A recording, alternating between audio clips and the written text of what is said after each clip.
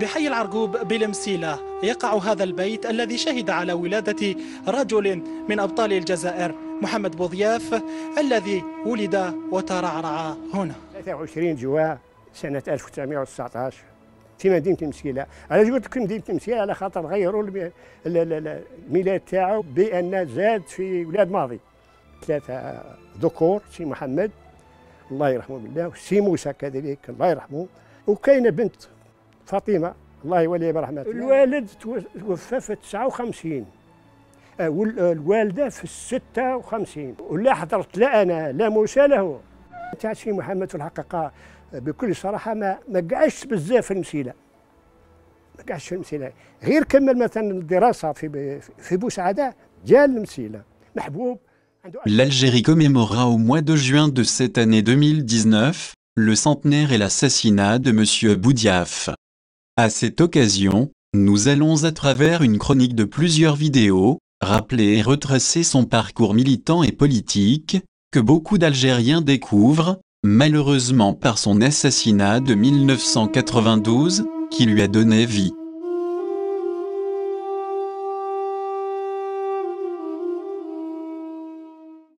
Car de 1962 à 1992, son nom fut effacé, des livres d'histoire par les différents pouvoirs qui se sont succédés en Algérie. De 1992 à 2019, par divers canaux, on a déformé l'histoire et menti sur le rôle décisif qu'il a joué en 1954.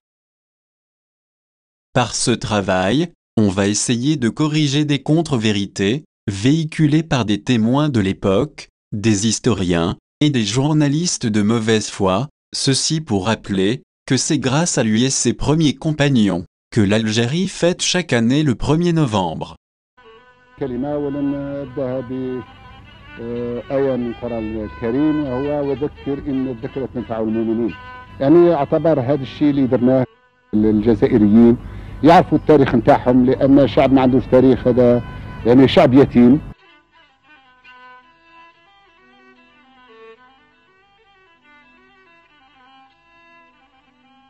وش تعرف مثلا على لجنة 22 أو المنظمة الخاصة أو كريا اللي هي لجنة فروع الوحدة والعمل؟ ما نعرفوش عليها. وانا هذه الفترة نوعا ما فيها نوع من الغموض. نقول لك كلمة فريدة، أنا إنسان كيعود المعلم نتاعو ولا الأستاذ تاعو يخبي عليه الأشياء، يكذب عليه، يخبي عليه الحقيقة. عفوا لا قل لي تعرف ولا لا؟ ما نعرفوش، ما قريناش عليها خلاص. الباخرة وصلت إلى الجزائر رغم 3 أشهر من الإقامة الجبرية بكابو دياو.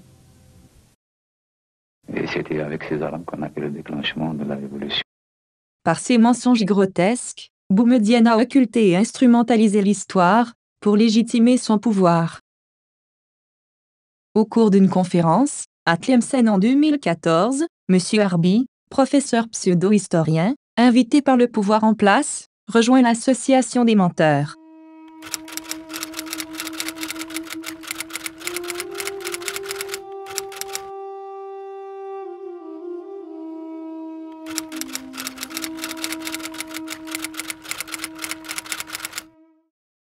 Et quand il est parti en Orient, il a eu des rencontres avec un certain nombre d'hommes, dont l'Amir Abdelkrim. Et avec l'Amir Abdelkrim, il a été décidé que les Algériens envoient un contingent d'hommes pour faire leur apprentissage militaire dans les académies arabes, et ces hommes viendraient encadrer les hommes qui vont participer à la lutte armée. Donc c'était une attitude tout à fait différente de celle des hommes du CRUA, des fondateurs du FLN.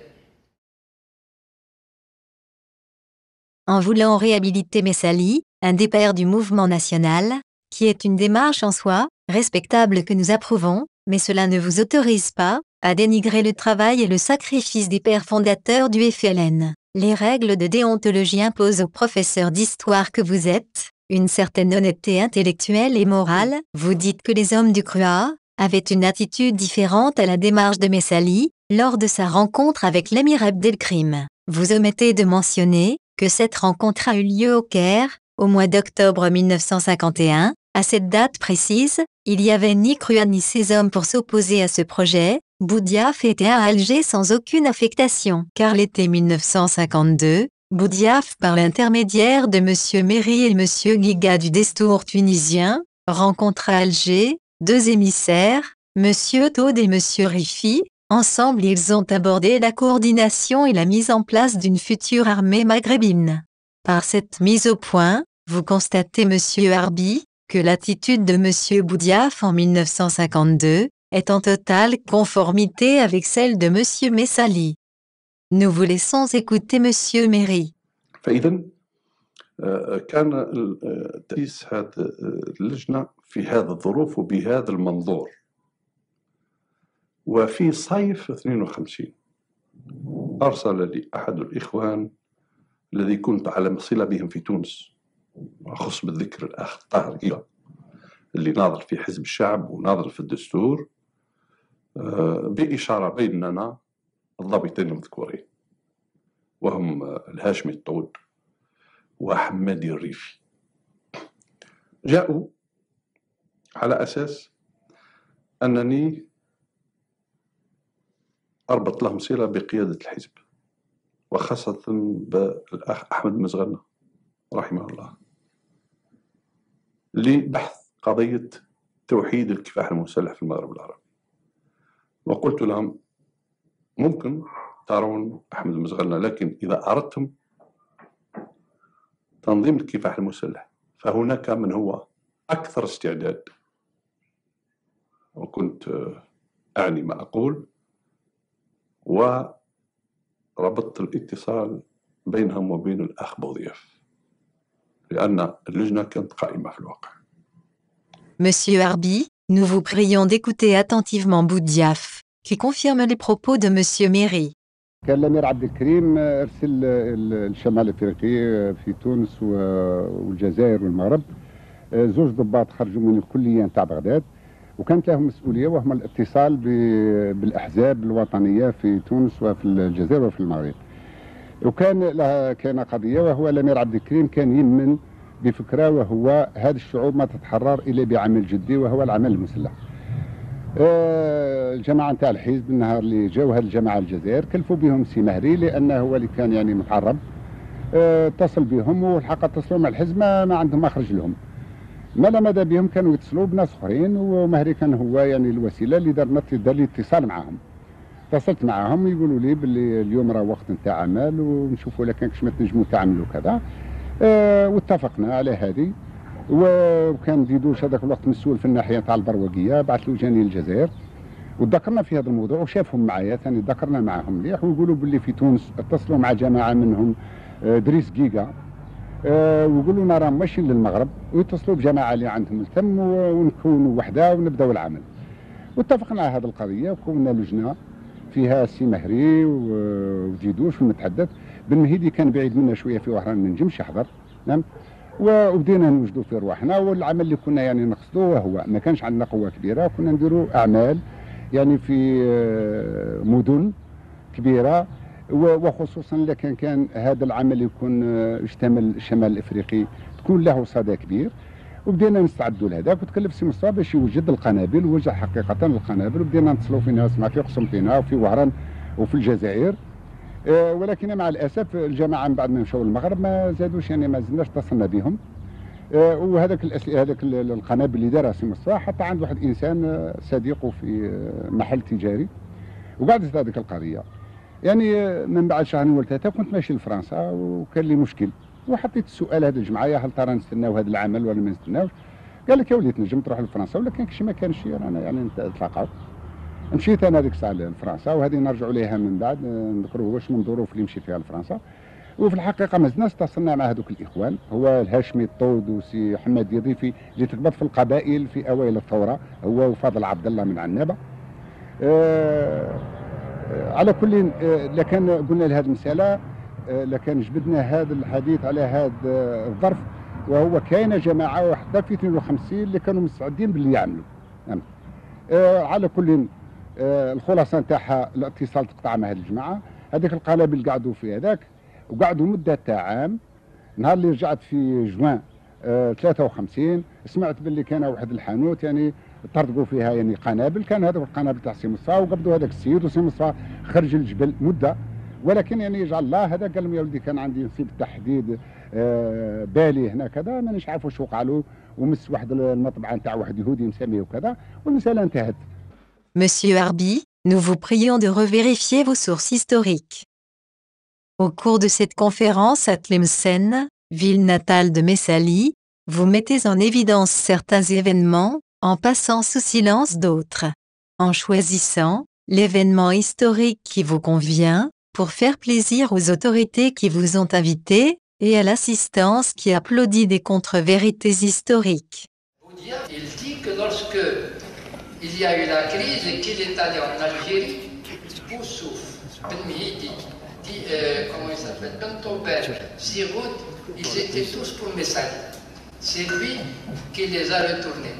Il les a retournés en disant il ne veut pas de la révolution. Vous parlez à la place de Boudiaf, qui selon vous, il a retourné Ben Midi, Boussouf et Ben Tobal. Vous oubliez Ben Boulaïd, Didouche, Aït Ahmed, Ben Bella, Kider, Krim, et tous les autres cadres qui ont préféré rejoindre en 1956 le projet de Boudiaf et non celui de Messali, sous la bannière du MNA, créé en 1954.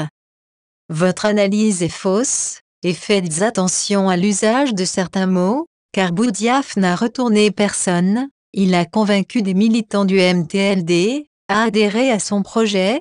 Pour conclure, Boudiaf est resté fidèle à Messali jusqu'à l'été 1954. Vous omettez de mentionner que Boudiaf a tout tenté pour convaincre Messali de l'urgence du déclenchement de la révolution. Malheureusement, sans aucun succès, on laisse Boudiaf s'exprimer sur le sujet. في فرنسا في سبتمبر 53 كنت عرفت باللي كان الخلاف. جاء سي فيلالي يقول لي برا كان خلاف كذا. قلت له لا كان خلاف مصلي يحب الثوره راه يلقانا معاه.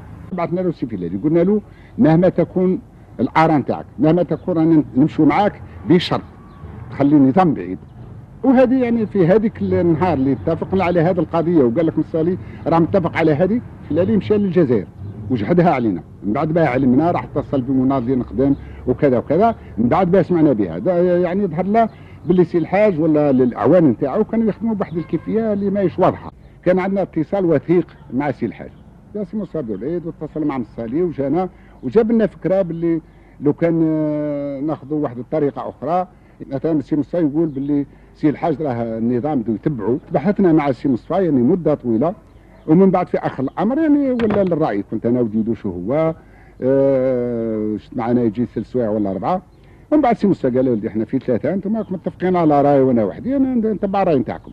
والمسان نتاع الحزب كان مس بجماعه بزاف. هذا حزب اللي متخرطط فيه الناس اللي عنده 10 و12 سنه ويشوفوا ما بين صبحة وضحاها هذاك النظام دو يتحل. هذا مصلي وهذا غيري ودو توقع فتنه في النظام. وهذا جعلنا باللي ما تبعناش مصالي وما نمشوش. يظهر باللي الناس اللي كانوا يتبعوا مصالي ولا مصالي كان بعيد من النظام وكانت عنده سمعه كبيره. الناس اللي تبعوا السمعه تاع مصالي اما توجيه سياسي ما كانش. مع اللي كانوا في المنظمه العسكريه كانت عندهم نظريه وهو هذا الجزائر ما تخلص من الاستعمار الا بعمل جدي عمل يعني مسلح اللي يكون معه الشعب وكذا. هذا هو الخلاف. Après ces tentatives infructueuses de Boudiaf, d'autres personnalités, telles que M. El Khatib de l'Estiklal marocain et M. Chaloui l'Égyptien, qui ont essayé de convaincre Messali en 1954 de rejoindre le maquis. Malheureusement, il a refusé la proposition. فأول مرة رحت زرت مع صديق لي توفيق الشاوي من مصر لصالح حاج في مدينة نيويورك في سنة 54 حتى نطلبوا منه يخرج من فرنسا ويلتحق بالمجاهدين. ولكن دوزنا معاه يوم كله مع الأسف ما طلعناش نقنعوه باش يلتحق بالجهاد. Lors de cette conférence à Tlemcen, vous passez sous silence un événement historique de grande importance. Il s'agit de la rencontre de fin septembre 1954 entre le bras droit de Messali, Moulet, Merba et Krim Belkacem. On vous laisse écouter. ونظرا كذلك للعلاقة اللي كانت ما بينه وما بين مسالي بالواسطة نتاعي انايا، بحيث كان مسالي يتكلمني يقول لي ماذا بيك تشوف بوضياف يعني وتتكلم معاه على الكلام اللي راه يوقع ما بيناتنا، حتى يكون يعني على علم وعلى صلة وعلى كذا معنا دائما. في الحقيقة كان متصل بيه كريم بالقسم، وكنا في واحد المناسبة قلت له ماذا بينا لو كان بوضياف يجي للحزب ويدخل في الحزب، يعني نقدر نعطوا له حتى النظام نتاعنا لما له يعني من تريب كمسؤول في النظام نتاع فرنسا ونتاع الجزائر ونتاع كذا، لأنه كان يخدم في النظامين. كان أعجبني من بعد يعني كريم قال لي باللي حنايا حزب، هذه مسألة نقولها لكم انتم، قال لي باللي حنايا رانا حزب وانتم حزب ممكن باش يعني نتحدوا، ولكن انا نبقى في حزبي وانتم يعني في حزبكم. فهمت؟ هذه مسألة صعبة شوية. Fin septembre 1954, Ben Boulaye pour les Aurès, Krim pour la Kabylie et la délégation extérieure du Caire constituée de Ben Bella, Kider et Aït Ahmed prirent leur distance de Messali. Début octobre 1954, parmi toutes les personnes citées, il choisira Boudiaf, à qui il offre la direction du parti, parce qu'il avait compris que c'était lui le décideur.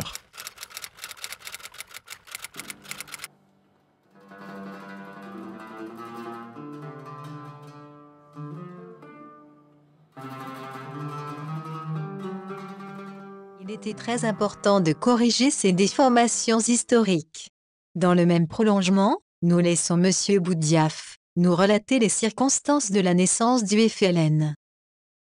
على كل فيما يخص الجبهة، كنت أنا من المؤسسين تاع الجبهة، وهذا كان شرفي لي، وعندي إخوان اليوم في الجبهة أحترمهم، ولكن الجبهة في النشأة نتاعها. أولا أول 1 نوفمبر كنا نحوسوا على لقب باش نديروا هذا الهيئة. والسؤال الأول، يا هل ترى يكون حزب؟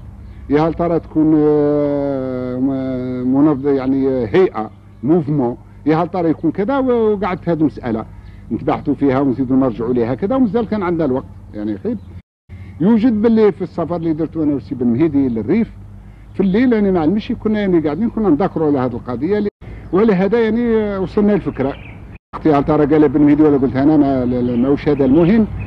صفينا الجبهة، جبهة التحرير الوطني، قال هذه هي اللي يلزمنا بها، والحمد لله هذه الجبهة لمت الشعب الجزائري في الكفاح التحريري وتحررت الجزائر. لو كان هذه الجبهة أولا جبهة التحرير الوطني، الجبهة تكونت والتحرير الوطني كان على حتى اللقب نتاعها، ولكن مهما يكون الحال لأن كانت عندنا سمعة كبيرة ربما كنا نعملوا بها، لكن كانت تمثل المجتمع الجزائري كما كانت في وقت الحرب. ولكن والعياذ بالله في 62 ولات لي جماعة، وهي نتاع جماعة اللي خرجوا من الحركة الوطنية، كنت من الحركة الوطنية، وأظن أن هذا أول انحراف اللي وقع. ثانيا وقلت في 62 من الجبهة ماتت.